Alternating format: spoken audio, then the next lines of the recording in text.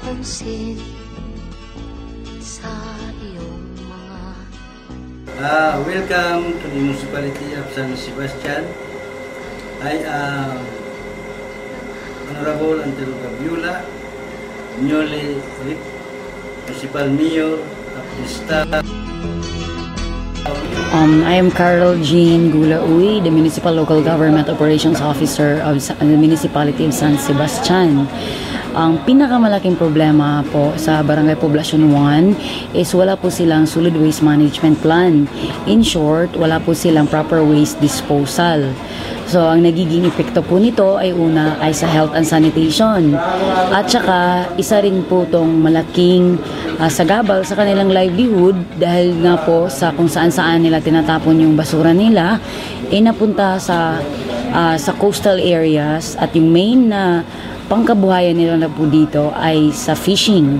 So, isa po siyang malaking hadlang sa fishing activity nila. Kung dahil kikitan niyo nga damo ini nga basura, kay nataog nga ni nadadarait basura nga diha tabi.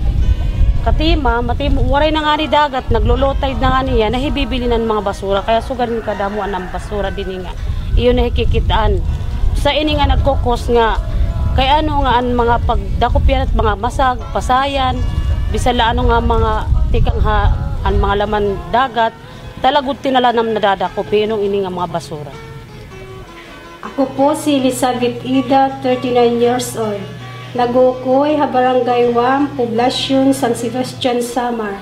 Ako usa ng katuig nga volunteer han Red Cross. Ha akong pagiging health volunteer, nakita ko ang pagdamo hang kaso hang diarrhea, katul, ubo, ngan sipon, asma, tungod han mabaho nga singawhan basura.